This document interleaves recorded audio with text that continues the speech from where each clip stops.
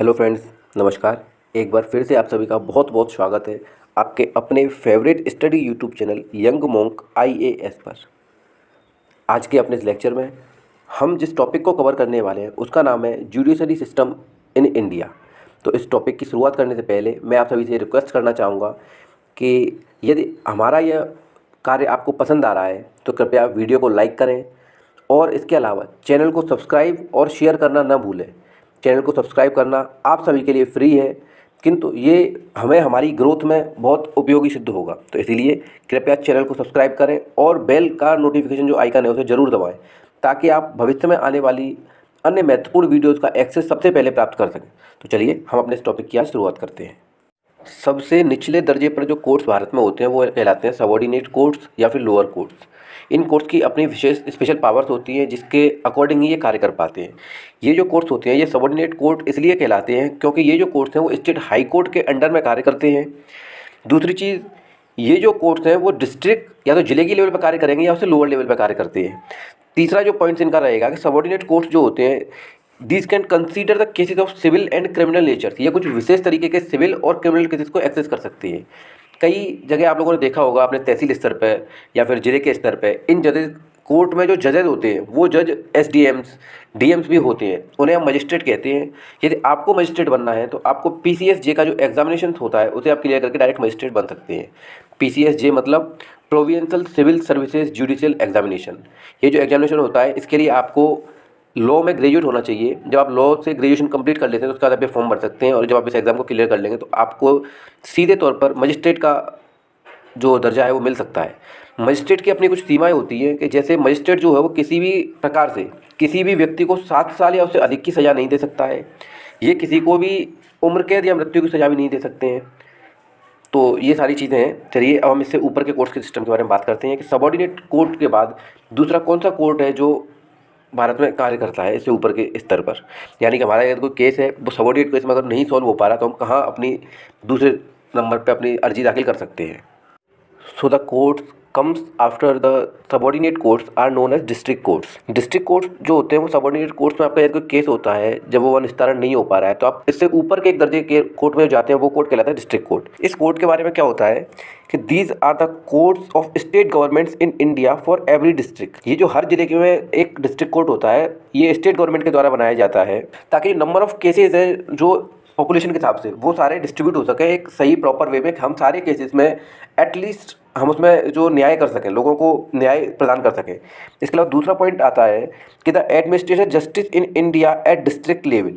और तीसरा पॉइंट आता है district courts are a category of courts which exist in several nations, some call them small case court usually as the lowest level of the hierarchy.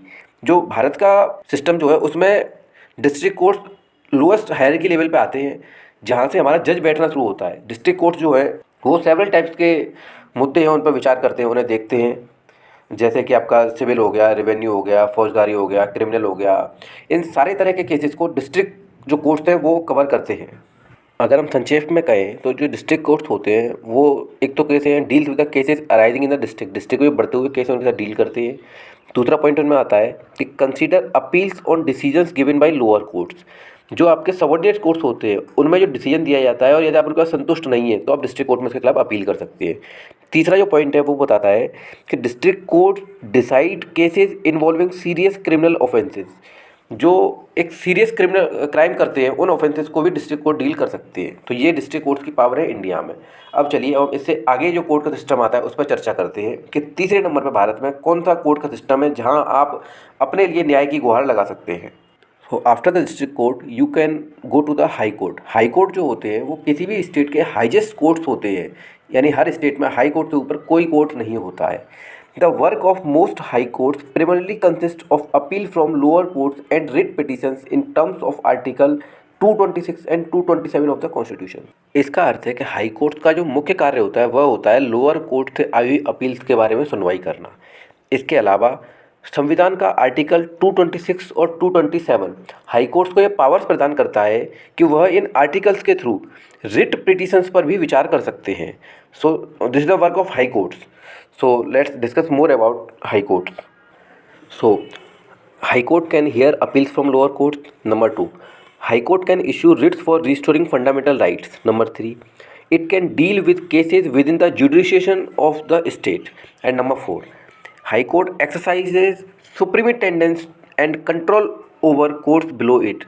तो इसका ये तात्पर्य है कि हाई कोर्ट जो है वो क्या क्या कार्य कर सकता है। तो हाई कोर्ट लोअर कोर्ट से जो अपील आती है उन पर सुनवाई कर सकता है।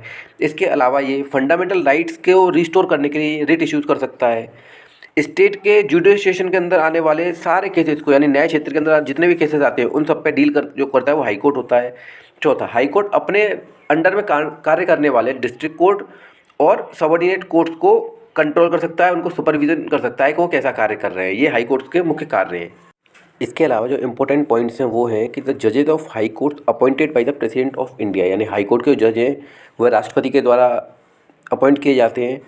तथा भारत के संविधान में आर्टिकल 214 से लेकर 231 तक हाई कोर्ट के बारे में सारी चीज़ें बताई गई हैं। हाई कोर्ट की स्थापना, हाई कोर्ट के जजेस की नियुक्ति, ये सारी चीज़ें संविधान में आर्टिकल 214 से लेकर 231 के बीच में लिखी हुई है।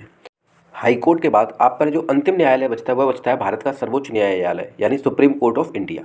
सुप्रीम कोर्ट ऑफ जो इंडिया है उसके बारे में हमें संविधान के आर्टिकल 124 से लेकर 147 तक पता चलता है।